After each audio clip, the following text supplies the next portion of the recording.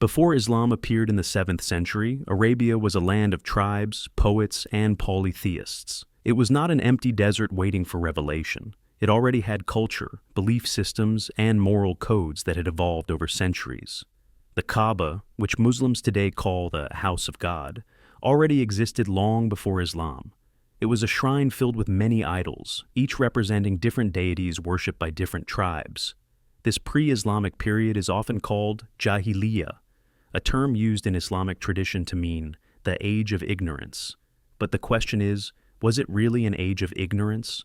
Or was it an age that Islam later reimagined and reinterpreted to fit its own theological framework? When we look closely at history, we see that Islam did not come out of nowhere. It was not a brand new invention detached from the past.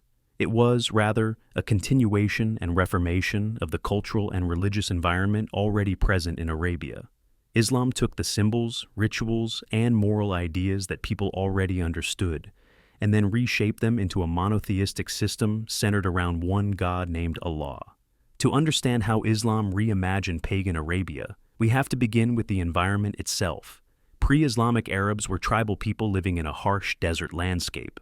Their lives were built on survival, honor, and kinship. They worshipped gods that represented nature, fertility, war, and protection. For them, religion was not about belief in unseen truths. It was about maintaining balance with nature, and the spirits they believed influenced it. They prayed for rain, protection in battle, and safe journeys. Among the many gods, one was already called Allah. This might surprise some people, but historical sources and inscriptions showed that the name Allah was already used in pre-Islamic Arabia. The word meant the god, a sort of supreme deity above all others, similar to how ancient Greeks believed in Zeus above the other gods. So, when Islam began preaching belief in one God called Allah, the name was familiar. It was not a new name, it was a redefinition.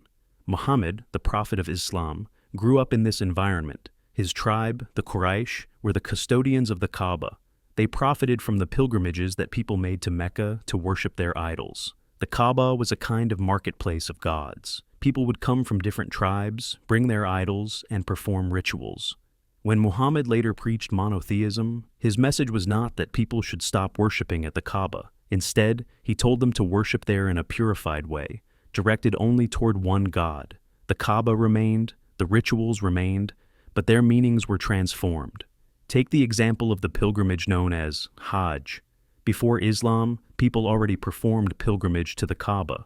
They walked around it, kissed stones, made sacrifices, and performed certain rituals.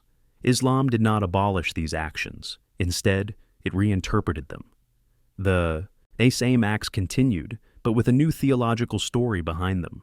What was once a tribal ritual to honor various gods became a central pillar of Islam, now said to honor the monotheistic God of Abraham. This pattern appears again and again in Islam's early history. Pre-Islamic Arabs had a sacred month system during which fighting was forbidden, so that people could safely travel for trade and pilgrimage. Islam kept this concept and sanctified the same months as sacred months decreed by God. In other words, Islam took what already existed and gave it new religious meaning. Another interesting example is the black stone in the Kaaba.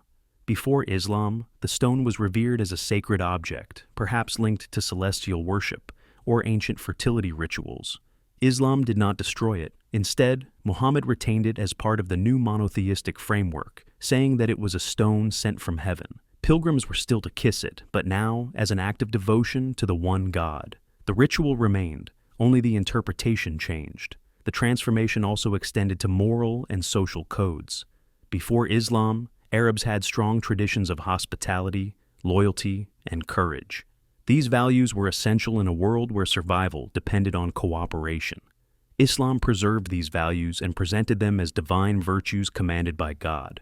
Generosity, honesty, and protection of the weak became religious duties rather than tribal customs. Again, the moral foundation stayed the same, but it was wrapped in a new theological justification. When we examine the Quran, we find evidence of how it engaged with the beliefs and stories familiar to the people of that time. It refers to figures like Abraham, Moses, and Jesus, names that were already known through Jewish and Christian influences in Arabia.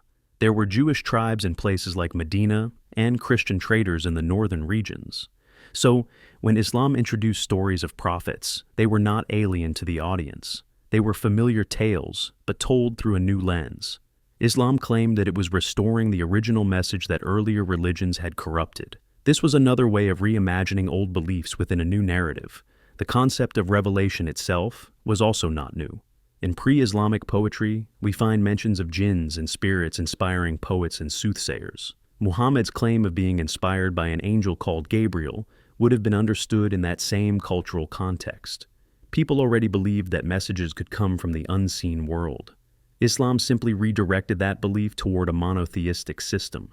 Even the Quran's language reflects this continuity. It was written in the Arabic poetic style that people already admired. Its rhythm, metaphors, and structure were rooted in the same oral traditions used by poets who were seen as inspired beings. The Quran presented itself as the ultimate expression of that poetic power, not merely a continuation, but a culmination. So, what Islam did was not to erase pagan Arabia. It reimagined it. It took the cultural, spiritual, and social materials already in place and reshaped them to fit a single God theology. This made it easier for people to accept. Imagine if someone tried to replace everything you know, your festivals, your customs, your values, with entirely new ones. Most people would resist. But if the same customs are given new meanings and said to be from the one true God, the transition feels natural. This is how Islam succeeded in spreading so rapidly. The Islamic narrative also rewrote history to legitimize itself. It declared that the Kaaba had been built by Abraham and Ishmael, long before any idols were placed there. By connecting the shrine to Abraham, Islam rebranded an old pagan structure as a house of monotheism. This was a brilliant act of religious storytelling. It made the new faith feel ancient and divine, even though it was transforming the very traditions it claimed to restore. In this way, Islam gave new identity to the Arabs. Before Islam, tribalism was everything. Loyalty to tribe often led to endless conflicts. Islam introduced a unifying idea that all believers are part of one ummah, one community of faith. This was a revolutionary idea in a fragmented land. It offered a sense of unity beyond tribe or bloodline. Yet even this idea had roots in pre-existing concepts. Arab alliances, known as hilf, already existed, where tribes formed pacts for mutual protection. Islam expanded this idea to a universal scale and grounded it in divine command. Through this transformation, Islam created not just a religion, but a civilization. It gave meaning to the political and moral structures already forming in Arabia. It offered divine legitimacy to social reforms, such as limiting blood feuds and improving the status of women, while still preserving patriarchal norms that fit the tribal world. It was a balance between continuity and change. If we look at the process objectively, it becomes clear that Islam did not emerge in isolation. It evolved from its environment. It absorbed, adapted, and redefined existing elements to create something that felt both new and familiar. In Part 2, we will go deeper into how Islam integrated and reinterpreted the myths, symbols, and spiritual traditions of pre-Islamic Arabia, turning an ancient polytheistic culture into a monotheistic one while keeping much of its structure intact. When we study how Islam reshaped the mythology and symbolism of pagan Arabia, we begin to see that it was not just a change in belief, but a change in narrative control. Every society builds its identity around stories, and pre-Islamic Arabia was no exception. Their stories were about heroes, ancestors, jinns, and gods who watched over the desert. These myths explained thunder, lightning, rain, birth, and death. They connected people to their environment. Islam entered this world of stories and retold them under the authority of one God, Allah. In other words, Islam took the same raw material, human imagination, fear, hope, and awe, and organized it under one central narrative. The Quran itself frequently refers to earlier stories, but changes their moral meaning. For example, the Quran tells the story of the flood of Noah, just like Jewish and Christian scriptures. But in Arabia, flood myths were also familiar in local legends. The desert people knew of sudden rains and flash floods that destroyed villages. Islam connected this natural memory with divine punishment, turning nature's chaos into a moral lesson about obedience. This was an effective way to transform collective experience into religious authority. The story of Abraham is another striking example. Before Islam, Arabs already traced their lineage to Abraham through his son, Ishmael. The Kaaba was believed to have some ancestral connection to him. Muhammad and his followers took that genealogical claim and built an entire theology on it. The Kaaba was said to be Abraham's shrine, Ishmael was said to have helped him rebuild it, and Islam was declared the restoration of Abraham's pure monotheism. This made Islam not a new religion, but the original faith revived. It gave Muhammad's message instant legitimacy in a land where heritage and lineage were sacred. The same transformation can be seen in the concept of sacrifice. In pagan Arabia, animal sacrifices were common, performed at sacred sites to honor the gods or to seek blessings. Islam kept the practice but changed the reason behind it. Now, sacrifices were offered not to multiple gods, but to one God, and in remembrance of Abraham's willingness to sacrifice his son. The act stayed the same. Its theological purpose changed. This is how religious systems evolve, by repurposing what people already know rather than by replacing it completely. The Quran also reshaped the idea of jinns, which were deeply embedded in Arabian folklore. Pre-Islamic Arabs believed that jinns were invisible spirits living in deserts and ruins. Poets often claimed to receive inspiration from their personal jinn. Islam did not deny their existence. Instead, it incorporated them into its own worldview. Jinns became creatures created by God, capable of both good and evil, just like humans. They could now listen to the Quran and be judged by God. This clever adaptation helped Islam bridge the gap between old superstitions and its new theology. It showed that Islam was not foreign to their beliefs, but was the rightful interpretation of what they already felt to be true. Even the spiritual fear that existed in pagan Arabia, fear of curses, demons, and unseen powers, was redirected under the idea of divine will. Islam replaced countless small fears with one grand fear, the fear of God. Before Islam, a person might worry about angering one God while pleasing another. Islam simplified that anxiety by declaring that everything, both good and bad, comes from one God's will. Submission to that will become the central moral principle. The word Islam itself means submission. In this way, Islam offered emotional relief and social order. Instead of negotiating with many unseen powers, people had one relationship to maintain, with Allah. This psychological unification was powerful. It turned spiritual confusion into a single-point focus. In a world of uncertainty, where tribes fought endlessly and death was common, this offered clarity and stability. It is easy to see why such a system would attract followers. But the transformation was not only spiritual, it was also political. The new faith reorganized tribal society around a moral authority higher than clan loyalty. Under pagan systems, revenge and honor were the main sources of justice. Islam replaced revenge with divine judgment. The Quran emphasized forgiveness, charity, and social justice. However, these values were not entirely new. Pagan Arabs already admired generosity, bravery, and protection of the weak. Islam simply made these tribal virtues into religious commandments. This moral codification helped unify diverse tribes under a common ethical law. Even the architecture of belief changed gradually. The direction of prayer, known as Qibla, was first toward Jerusalem, a sign of connection with Jewish and Christian monotheistic traditions. Later, it was changed to the Kaaba in Mecca. This shift symbolized Islam's assertion of its own sacred geography. The same pagan shrine that once housed hundreds of idols now became the center of monotheistic worship. The structure remained, only the story surrounding it was rewritten. This act of reinterpretation is visible throughout human history. When Christianity spread through the Roman world, it too reimagined old pagan festivals and temples. For instance, the festival of Saturnalia became Christmas, and temples to Jupiter became churches. Islam followed a similar pattern, though with its own cultural flavor. The calendar, the pilgrimage, the rituals, the moral values, all were reshaped, not erased. Let us look at an example that reveals this transformation clearly: the role of women.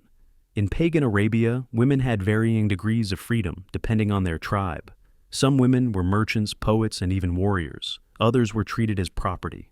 Islam introduced certain reforms, such as granting inheritance rights and limiting polygamy, but these changes reflected existing social debates in Arabia. The idea of fairness in marriage, of protecting widows and orphans, was not unique to Islam. It was already discussed in tribal ethics. Islam gave these ideas divine authority, transforming cultural evolution into divine law. The concept of afterlife also shows this reimagining. Many pre-Islamic Arabs did not have a detailed idea of life after death. Their focus was on legacy and tribal memory. Islam introduced a vivid picture of heaven and hell with moral consequences for every action. But even this had roots in earlier traditions brought by Jewish and Christian communities in Arabia. Islam combined these influences with local imagery, gardens, rivers, fire, and torment, that would resonate with desert people. Heaven was imagined as an oasis, hell as a blazing desert. These were symbols the people could understand. Islam also changed how people viewed fate. Before Islam, Arabs believed in a concept called dahr, which meant time or destiny. They thought life and death were ruled by impersonal forces of time. The Quran directly addresses this idea, saying that people who believe only in time are wrong because everything is actually controlled by God. Thus, an old idea of blind fate was replaced with divine destiny. It gave suffering and success a moral purpose. Everything, whether good or bad, was now part of a divine plan. The same transformation happened in the use of poetry. The Arabs were known for their poets. Poets were like prophets of their tribes, shaping public opinion through verse. The Quran entered this poetic culture and competed with it. It called itself a revelation, not poetry, but used the same rhythm and structure that made poetry powerful. By doing so, it absorbed the artistic medium of Arabia and redefined it as divine communication. Another fascinating transformation was in the idea of cleanliness and ritual purity. Pagan Arabs already had concepts of washing before entering sacred spaces or touching idols. Islam preserved these customs, but gave them a new theological meaning. Washing before prayer became an act of spiritual purification rather than merely physical cleanliness. The ritual continued, but with a moralized explanation. The continuity is visible even in smaller rituals like fasting. Fasting was practiced by many pre-Islamic tribes, often during times of mourning or preparation for battle. Islam institutionalized fasting into a sacred month, Ramadan, giving it a universal moral goal to attain piety and self-control. The genius of Islam's transformation lies in how it used existing cultural material to create a sense of divine revelation. This approach made the message feel natural, rooted, and authentic to its audience.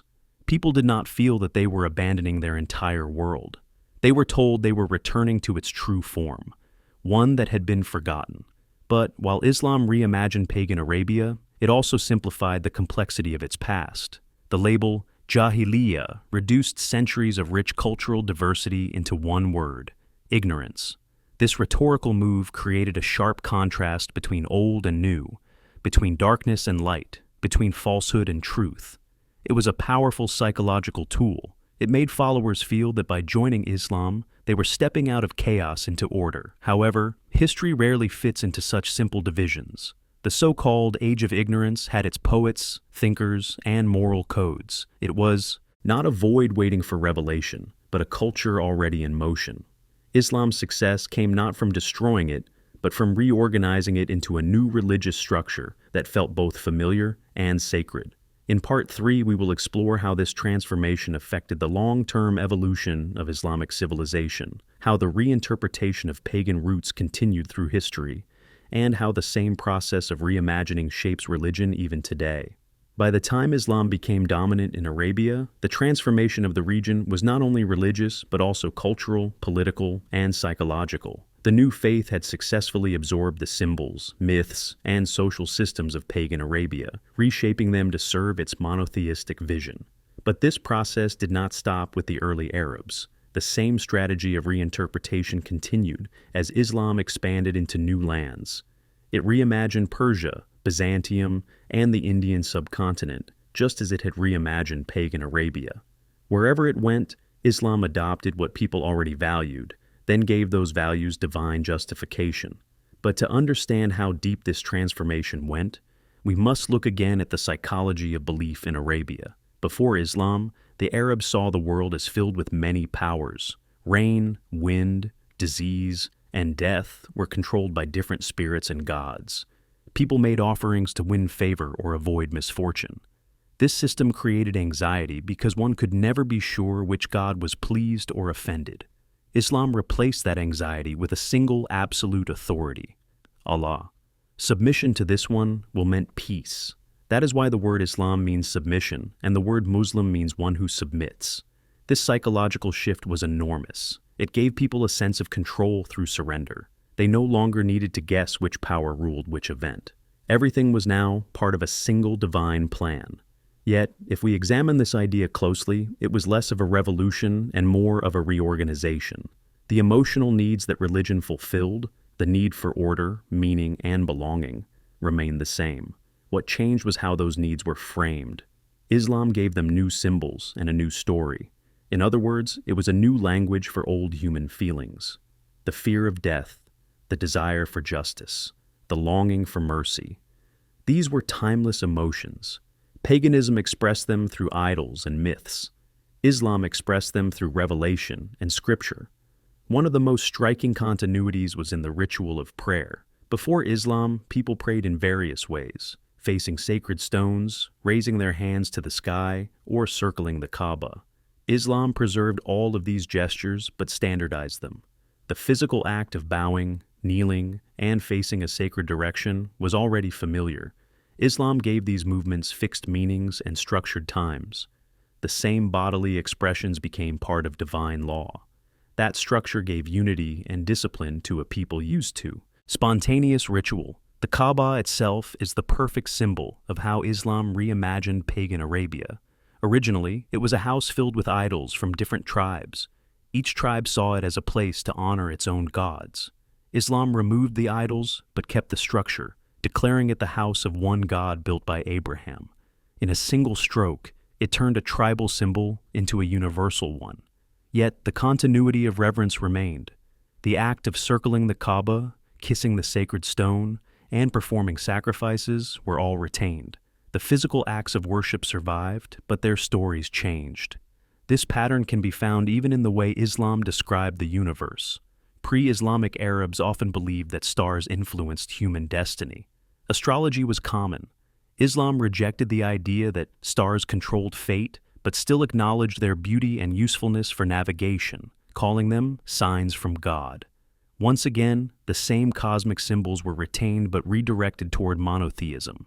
It is a reminder that religions rarely start from nothing. They evolve from what people already know and feel comfortable with. As Islam spread, it also inherited the storytelling traditions of Arabia. The Quran frequently used parables and short narratives, much like the poetry and folklore that people already loved. When it spoke of paradise as gardens with flowing rivers, it was not describing a foreign idea. It was using imagery that desert people yearned for: shade, water, rest. This made the message emotionally powerful. The promise of paradise was not an abstract idea. It was a vivid reflection of what the human heart desired most in that land. The transformation of morality followed the same principle. Pagan Arabia valued bravery, generosity, and hospitality. Islam sanctified these values by connecting them to divine reward. The same virtues were now acts of worship. When a man gave water to a thirsty traveler before Islam, it was an act of honor. After Islam, it was an act that could open the gates of heaven. This moral rebranding gave spiritual weight to everyday actions. Even economic and legal systems were reshaped in this manner. Tribal Arabia had customs for trade, contracts, and debt. Islam preserved much of this, but introduced rules of fairness, forbidding interest and exploitation. It was a continuation of pre-Islamic trade ethics, but presented as divine law. Muhammad himself had been a merchant, so his message naturally included reforms that made economic life more just and organized. Politically, Islam unified the tribes under one leadership. The concept of a single community, or ummah, was not a complete invention. Tribal alliances had existed before, often formed for protection or mutual benefit. Islam took that concept and extended it to a global scale, creating a sense of belonging that went beyond tribe or race. The same human desire for group identity was now wrapped in religious unity. Islam's reimagining of pagan Arabia also had long-term effects on how history was remembered. Islamic tradition portrayed the pre-Islamic period as a time of ignorance, idolatry, and moral decline. This created a moral contrast that made Islam appear as the light after darkness. But historical evidence shows that the period known as Jahiliyyah was far from barbaric. Its poetry was sophisticated, its trade networks were strong, and its customs often emphasized honor and hospitality. By labeling it as ignorance, Islam effectively rewrote the past to give itself legitimacy. This rhetorical strategy helped consolidate its moral authority. If we step back and look at the broader picture, what Islam achieved was not destruction of the old world, but its reorganization under a single moral and theological system. It gave a new explanation to existing practices. The pilgrimage became a religious duty. Charity became a divine command. Warfare became a holy struggle when done for God. Marriage, business, and even hygiene were all reinterpreted as parts of divine law. The everyday life of the Arabs was not replaced but spiritualized. This process of reimagining continued throughout Islamic history. When Islam entered Persia, it absorbed Persian administrative systems and literary traditions. When it reached India, it integrated local customs, architecture, and even philosophical ideas. Each time, the outer form of culture remained, but its meaning was recast in religious terms.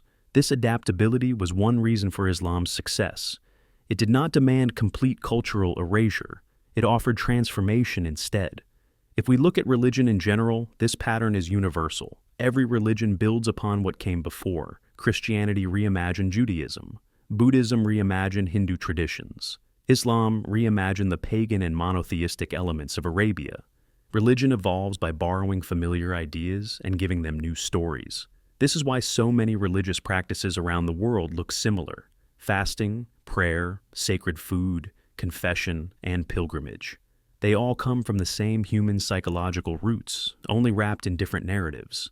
What Islam did in Arabia was to unify a scattered belief system into one coherent story.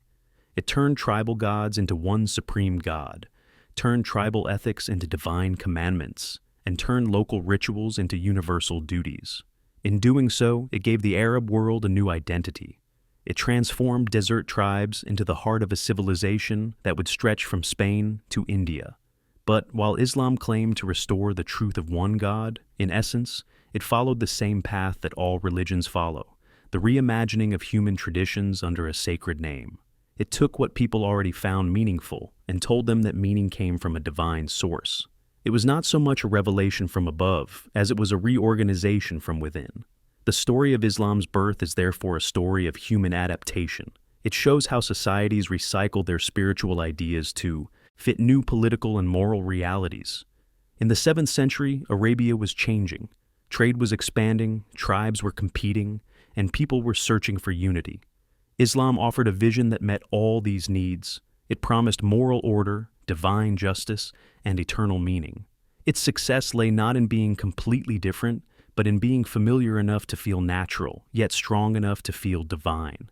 Even today, the echoes of pagan Arabia remain inside Islam, though often hidden behind layers of theology. The pilgrimage, the sacred stone, the direction of prayer, the months of peace, the poetry of the Quran, all of these are descendants of an ancient culture that Islam reshaped rather than destroyed. What began as tribal spirituality evolved into one of the world's major religions, proving how deeply human traditions can transform, yet remain the same at their core. When we look at Islam through this lens, we see not a sudden revelation disconnected from history, but a long conversation between the old and the new. Islam reimagined pagan Arabia by giving its people a new story about themselves, a story that said their ancient customs were not merely human, but divine, their tribal codes not merely cultural, but sacred. This story changed the course of history. It turned a desert filled with competing tribes into a united civilization guided by one book, one God, and one narrative.